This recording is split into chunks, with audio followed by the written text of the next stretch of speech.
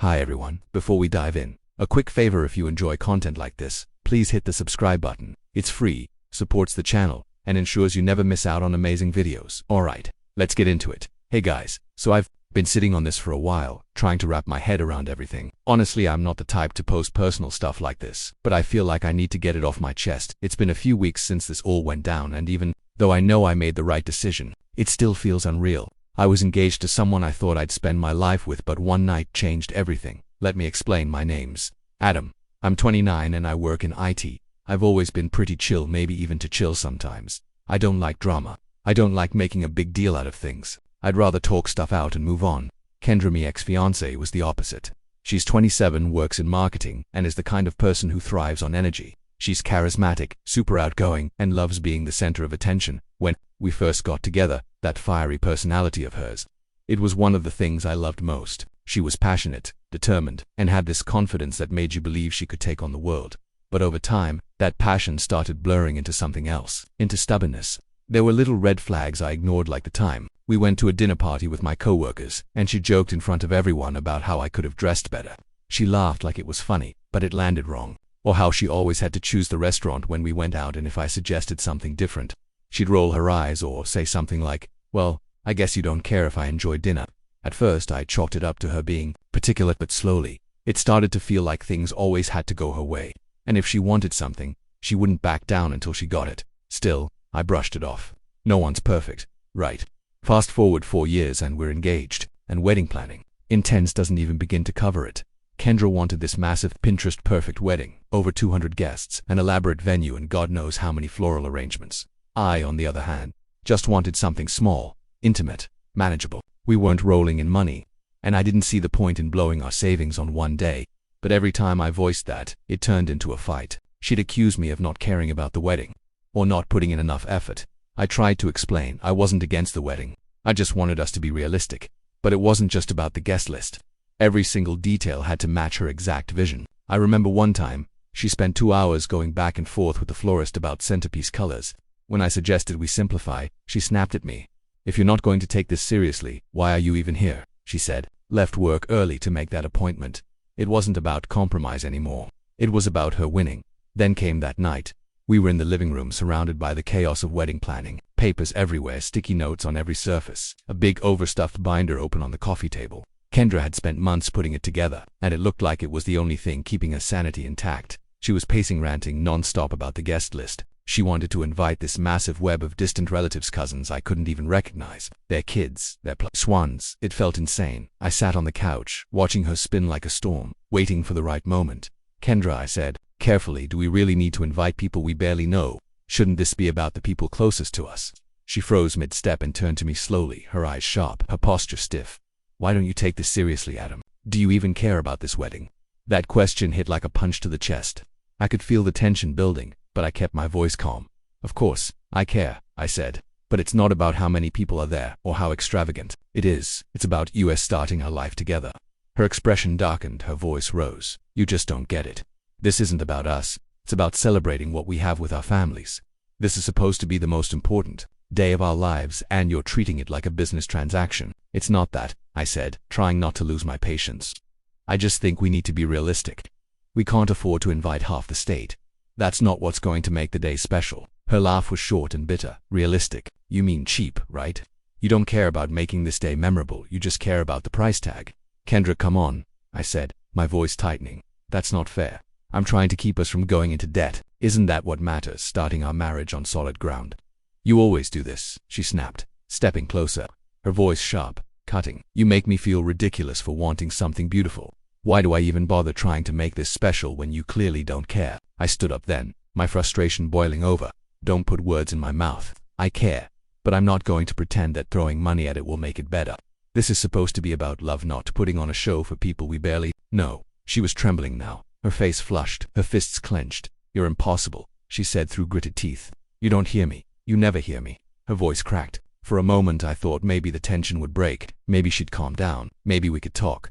But then she stepped forward fast, determined. "Kendra, let's just..." Before I could finish, her hand came down hard across my face. The slap echoed in the silence that followed. My cheek stung. But it wasn't the pain that got to me. It was a disbelief. This was someone I loved, someone I was going to marry, and she had just crossed a line I never thought she would. I stood there, frozen, stunned. She stared back, her face draining of color. Adam, she whispered.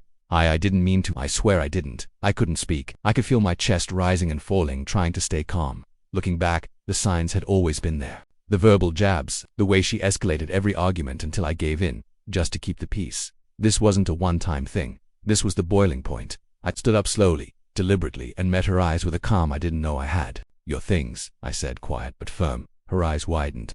She stepped back slightly, clutching her hands together. What? Adam, wait, no. I didn't mean it. You have to believe me. I wasn't thinking, I was just… Stop, I said, raising a hand. I don't care what your excuse is. You put your hands on me, Kendra. That's not something I'll ever tolerate. Get your stuff and go. She started crying, begging me to let her explain. But I was done. There's nothing to explain, I said. You crossed the line, and I'm done. Pack your things and go. She kept trying to argue, but I wasn't, letting her guilt me into staying. I stood there, arms crossed, as she gathered her purse and a few things, her hands shaking, looking at me like she was waiting for me to change my mind. But I didn't. When she finally left, the house was eerily quiet. I sat down on the couch, staring at that binder, at the mess of paper scraps and plans, and realized I had just ended a 4-year relationship in 15 minutes. And the craziest part, I wasn't even angry. The next morning my phone wouldn't stop buzzing. Calls, texts, notifications. Kendra must have told some people, and it spread like wildfire. So I started handling the fallout. First I called my parents. My mom answered right away, bright and cheery. Adam, how's it going? Did you and Kendra finally decide on the cake? I took a deep breath. Mom, there's no cake, there's no wedding. I broke it off. Silence. For a second, I thought the call had dropped. Then her voice came through, equal parts shock and disappointment. You what? Look, it's a long story, I said, but it's over. Kendra's out of the house. I'm calling off the wedding. She didn't take it well. Adam, this is a huge deal. People are expecting a wedding. Do you realize how embarrassing this is for everyone involved? Mom, I cut in. She crossed the line. More silence. Then her tone softened. Oh, honey, are you okay? I'm fine, I said, but I'm not marrying someone who thinks that's acceptable. That landed. She sighed. I get it. I don't like it. But I get it. I'll tell your father. Do you need anything? No, I'm good. Just maybe give me a little space. She agreed, though I could hear the worry in her voice. After that, I moved on to canceling the wedding. First stop, the venue. The woman on the phone was polite but cautious. I'm sorry to hear that, she said. We'll need to talk about the deposit. Keep it, I said. I don't care. Then came the photographer, the caterer, the DJ. Each call felt like ripping off a bandage. By the end, I was completely drained. That's when Kendra's texts started. At first, they were apologetic, long paragraphs about how sorry she was, how she didn't mean to slap me, how stress overwhelmed her. Then came the anger. I can't believe you'd throw away for years over one mistake, she wrote. You're being so dramatic. By the end of the day, they were a mess of desperation and guilt tripping. You're ruining my life, she texted. Everyone's asking what happened, and I don't know what to say. I didn't respond to any of it. What was there to say? She knew what she'd done. Things got worse when mutual friends started reaching out. Some were supportive. My buddy Nate called to check on me. Dude, I heard what happened. Are you okay? Yeah, I said, just dealing with the fallout. You did the right thing, he said. No one should have to put up with that. Others weren't so understanding.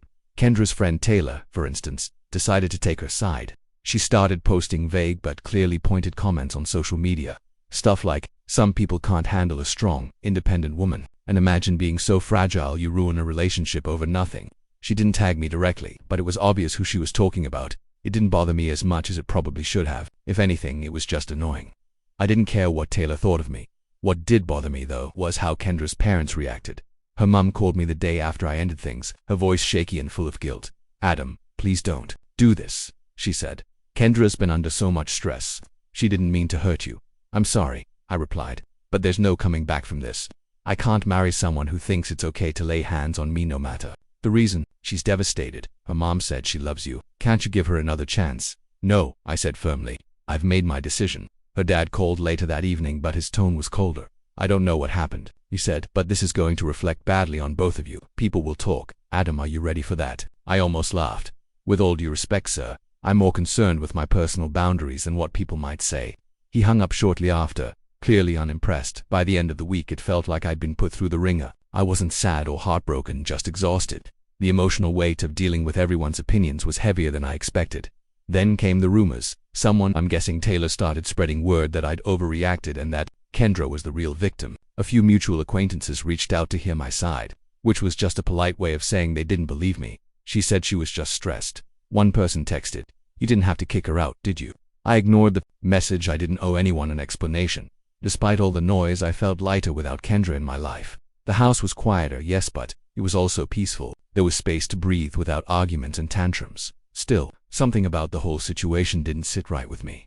Kendra's reaction to the breakup felt off. Sure, she was upset, but her focus seemed less on what she'd done and more on how I'd responded. The way she tried to paint herself as the victim didn't make sense, especially since she was the one who crossed the line. I started wondering if there was more to the story. Was the slap really just a moment of stress, or was there something deeper going on? It wasn't like her to lose control like that. That nagging thought stayed with me until I met up with Lauren, a mutual friend who always seemed to know what was really going on. I wasn't expecting much, but what she told me changed everything. She called me up one afternoon sounding hesitant, which was rare for her. Lauren isn't the type to hold back. She's blunt, and that's one of the reasons I've always trusted her. "Hey, Adam," she started. "Can we talk? I think there's something you should know about everything." I could tell by her tone that this wasn't going to be good. "What's up?" I asked, trying to sound casual, even though I felt a knot forming in my stomach. She paused for a moment, then said, "Not over the phone. Can we meet in person?" I agreed, but my mind was already racing. I hung up and sat there for a while, staring at the wall, wondering what she could possibly have to tell me. Whatever it was, I had a feeling it was going to put the last few weeks into perspective. I spent the rest of the day going about my business, but my focus was shot. I couldn't shake the feeling that something was off. Kendra's reaction to everything, the way her friends and even her parents were trying to spin the situation, it didn't add up. She wasn't just sorry for what she did, she was desperate to control the narrative. And that desperation, it reeked of guilt. I started replaying everything in my head, trying to piece together the bigger picture. Kendra wasn't some loose cannon. She was calculated, always thinking 3 steps ahead. That slap wasn't just her losing her temper. It felt intentional, like she wanted me to react. But why? Then there was the way she'd been blowing up my phone. At first it was all apologies and tears. But when I didn't respond, it turned into anger and blame. One of her texts stuck with me. "You're making this way bigger than it needs to be. Just talk to me and we can fix it." Fix what? Exactly. I hadn't done anything wrong. The more I thought about it, the more it felt like she was projecting, like there was something she was hiding, and she needed me to stay in the dark. By the time I met up with Lauren, I was ready for answers. We met at a little cafe downtown, one of those places that's always packed but somehow still feels cozy. Lauren was already there when I arrived, sitting in a corner booth with a coffee in front of her. She looked up as I walked in, and the expression on her face told me everything I needed to know. This wasn't going to be a casual chat. I slid into the booth across from her and gave her a nod. "All right, Lauren, spill it." She hesitated, which wasn't like her. "Look," she said, "I didn't want to get involved, but after everything that's happened, I feel like you need to." "No, now what?" I asked, leaning back in my seat, crossing my arms. She sighed. "It's about Kendra and Chase." Hearing that name made my jaw tighten. Chase, that guy again, Kendra's so-called friend. I'd heard about him before, always in passing, like he was no big deal. But something about the way she mentioned him now made my stomach twist. I've never liked the idea of her having guy friends. Not because I didn't trust her, but because I know how guys think. And Chase, yeah, I had a feeling he wasn't just some harmless buddy. "What about him?" I asked, my tone sharper than I intended. "My friend was at a bar a few weeks ago," Lauren began. "She knows you and Kendra were engaged. I've mentioned you guys a few times. So when she saw Kendra there with Chase, she thought something seemed off. How?" I asked. There it was, the thing I'd been trying to ignore since the slap. I didn't say anything. Just stared at her, waiting. "They were holding hands," she said, lowering her voice like someone might overhear. "And kissing." She took a picture, but she didn't know what to do with it. She didn't want to cause drama. I let out a dry laugh, shaking my head. "Drama? This whole situation is a drama." "Let me see the picture." Lauren hesitated again, then pulled out her phone. She scrolled for a moment before sliding it across the table. There it was, a blurry but unmistakable photo of Kendra and Chase's arm around her waist, her hand on his chest. I stared at it, feeling a strange mix of anger and clarity. "Well, that explains a lot," I said, pushing the phone back toward her. "Adam, I'm sorry," Lauren said. "I didn't know if I should tell you, but after everything I couldn't keep it to myself." I appreciated her honesty. I wasn't mad at her. None of this was her fault. "Thanks for letting me know," I said, my voice calm. Too calm, probably. "You okay?" she asked, eyeing me like she thought I might blow up. I nodded. Double quotes. "Oh, I'm fine, better than fine, actually. At least now I know the truth." The truth was I wasn't surprised. Somewhere deep down I'd known something wasn't right. For a while Kendra had been acting weird for months, distracted, defensive, picking fights over nothing. I'd chalked it up to wedding stress, but now it all made sense. She wasn't just stressed, she was guilty. And that slap, that wasn't just a moment of frustration. That was her trying to bait me to give her an excuse to flip the script and make me the bad guy. She didn't want to be the one to end things because that would have made her the villain. So instead, she pushed me until I snapped, or at least, until she thought I would. But the thing is, I didn't snap. I didn't give her that satisfaction. I stayed calm. I told her to pack her things and leave. And now, with Lauren's information, I knew I'd done exactly the right thing. I sat there in the cafe for a while after Lauren left, sipping my coffee and thinking about my next move. I wasn't going to confront Kendra right away. No, I wanted to see how she'd react when I didn't take the bait. She'd been trying to control the narrative since the breakup, painting herself as the victim, and me as the unreasonable fiancé who couldn't handle the pressure. But now, I had the upper hand, and I wasn't going to let her spin her lies any longer. By the time I got home, I had a plan, and I preferred to do this face-to-face on my terms. So I texted her, "We need to talk. Meet me at my place tomorrow at 7 p.m. She responded within minutes. "Finally, I've been waiting for you to reach out. I knew you'd realize you overreacted." I didn't bother replying. Let her think what she wanted tomorrow. She was going to see just how wrong she was the next day. Just before 7 p.m., I cleared my living room. The coffee table, usually cluttered with work papers, was empty except for a single printed photo, sitting right in the center. Everything about the space was intentional, calm, controlled, deliberate. Kendra thrived in chaos, in shouting matches and emotional outbursts, but that wasn't my game. I was setting the terms at 7 p.m. sharp. There was a knock at the door. I opened it to find Kendra standing there in a dress I recognized instantly. It was the one she wore on our 3rd anniversary, back when things were still good. She'd paired it with flawless makeup and her most disarming smile. The effort was obvious. She stepped inside without waiting for an invitation, her heels clicking against the floor. "I'm glad you reached out," she said. "I knew you'd come to your senses."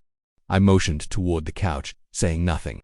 She hesitated for a moment, then walked over and sat down. Her smile faltered slightly when she noticed the photo on the table. "What's this?" she asked, picking it up.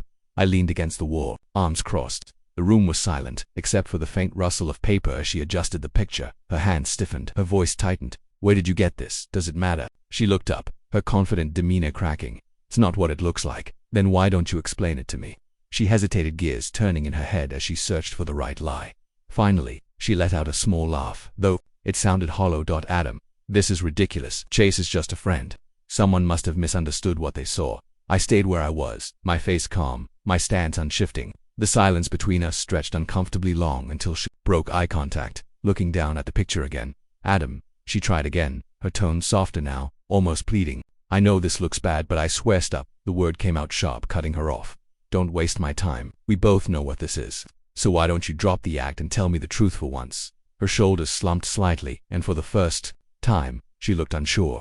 When she finally spoke, her voice was quieter. "Fine, yes, I was with Chase, but it wasn't serious. I didn't mean for it to go anywhere." I pushed off the wall and took a step closer. "It wasn't serious," I repeated, my tone cold. "Then what was it?" "A hobby, a stress reliever." "Explain it to me, because I want to know how cheating on your fiancé fits into your grand plan." Her lips trembled, but she quickly masked it with a defensive tone. "I was overwhelmed, Adam. The wedding, the planning, everything. I felt like I was drowning, and Chase, he was just there when I needed someone to talk to."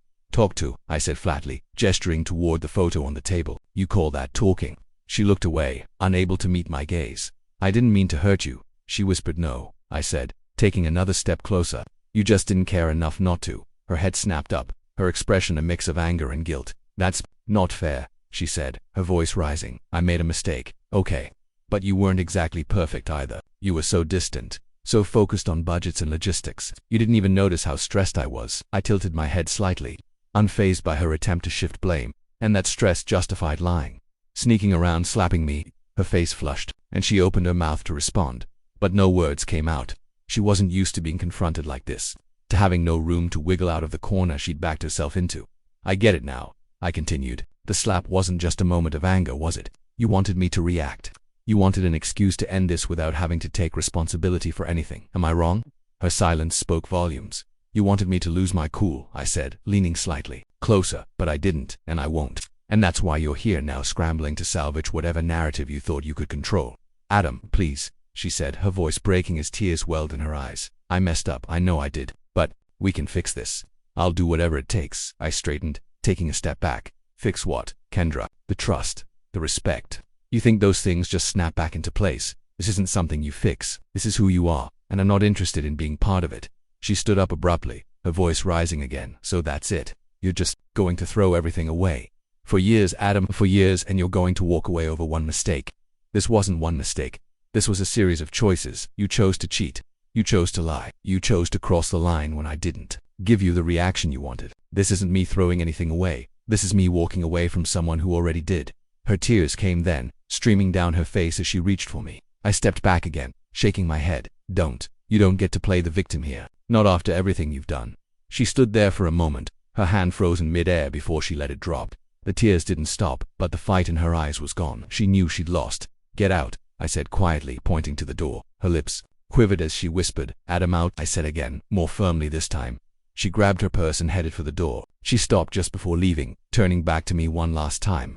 I'm sorry, she said, her voice barely audible. I didn't respond. The door closed behind her and silence filled the room. After that confrontation, I wasn't angry anymore. I was done. Whatever lingering feelings I'd had for Kendra were gone, evaporated. The second she confirmed every suspicion I'd been too cautious to fully trust. I didn't need closure because I just handed it to myself. But life has a funny way of keeping the show going. A couple of weeks passed, and I started to feel like myself again. The house was mine again, not just physically, but emotionally. It was quieter, cleaner, and most importantly, peaceful. I got back into my routine, focused on work, and even reconnected with a few friends I'd neglected during the relationship. That's when the first cracks in Kendra's new life started to appear. I hadn't heard much about her since she left, and I wasn't actively looking for updates. But mutual friends have a way of keeping you in the loop, whether you want to be or not. Nate, my best friend and an absolute vault of information, called me one evening with that tone he gets when he's trying not to laugh too hard. Bro, he said, barely able to contain himself. You are not going to believe this. What? I asked, already bracing for something ridiculous. Kendra moved in with Chase. I raised an eyebrow, leaning back in my chair, and he dumped her hard. Now that got my attention. What do you mean, dumped her? I mean, he kicked her out. Adam, Nate, we said, clearly enjoying himself. Apparently she's been staying with her parents ever since. Word is he caught her cheating on him, too. I couldn't help it. I laughed, not just a chuckle, but a full-on can't catch my breath laugh. Karma doesn't always work quickly, but when it does, it's poetic. Wait, I said, still grinning. She cheated on Chase with who? Some guy from her gym, Nate said. Apparently they'd been hooking up for weeks. Chase found out and threw her stuff out on the lawn. One of his neighbors took a video of it and posted it online. I shook my head, half in disbelief and half in satisfaction. Send me the video. Nate didn't even hesitate. Within seconds I had a link to a grainy clip showing Chase tossing garbage bags full of Kendra's belongings onto the grass while she stood there crying and yelling at him. He didn't say much, just pointed at her car and shouted something about her needing to leave before he called the cops. It was a mess, a perfect karmic mess. I realized how it was so blatantly obvious that her pattern of self-destruction was finally catching up with her. Guess she's not as smooth as she thinks she is, I said, smirking. That's an understatement, Nate replied. Dude, it's wild. Everyone's talking about it. Even her little social media crew is turning on her. Taylor hasn't posted anything defending her since it happened. Taylor, Kendra's self-proclaimed best friend, had been one of the loudest voices, trashing me online after the breakup. She'd posted all kinds of vague, passive-aggressive nonsense about fragile men and how real women intimidate the weak.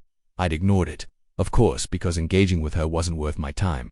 Figures, I said. Taylor's all about appearances. She's not going to stick her neck out for Kendra if it makes her look bad. Exactly, Nate said. Anyway, just thought you'd want to know. Karma's doing its thing. We wrapped up the call, and I spent the rest of the evening replaying the video a couple more times, each time feeling a little less guilty for enjoying it. The days that followed were interesting, to say the least. I started hearing from more mutual friends, most of them either apologizing for doubting me or trying to dig for details about what had happened between me and Kendra. I kept it short and simple. She crossed a line, I ended it. That's all there is to it. The truth is, I didn't feel the need to explain myself anymore. People could think what they wanted. The ones who mattered knew the truth, and the rest not my problem. For now, I'm just planning to clear my head from all this mess, but I have a feeling that Kendra won't easily move on. Final update. Hey guys, I wasn't planning on posting an update, but something happened recently that I feel like I need to get off my chest. For those of you who followed my last post, you know I kicked Kendra out of my life after everything she pulled. The slap, the cheating, the manipulation. It was all too much, and I wasn't about to let her walk all over me anymore. Life's been solid since then, peaceful even, but of course, Kendra wasn't done yet. Last week, she showed up at my house. Yeah, you read that right. I wasn't expecting it. I hadn't heard from her in months, and I assumed she was off doing whatever it is people like her do when their life falls apart. I was sitting on the couch, halfway through a documentary, when there was a knock at the door. It was late, close to 10 p.m., and I wasn't expecting anyone. I opened the door to find her standing there. She looked rough, hair messy, eyes puffy, makeup smeared like she'd been crying the whole way over. She wasn't her usual composed, confident self. This was a different Kendra, one I barely recognized. "Adam," she said, her voice shaky. "Please, I need to talk to you." I didn't even let her finish. "No," I said, stepping back to close the door. "Wait," she cried, holding the doorframe. "Please, just hear me out. I've been thinking about everything and I know I messed up, but I've changed. I need you to know that. I stared at her, my hand still on the door. "Kendra, I don't know what part of we're done you didn't understand, but nothing you say is going to change that." She started crying harder, her voice breaking. "I know I hurt you, okay? I know I screwed up. But I've been going to therapy, journaling, working on myself. I've been trying to fix everything I ruined." I shook my head. "Good for you, but that's not my problem anymore." Her tears didn't stop. "Adam, please, I love you. I never stopped loving you.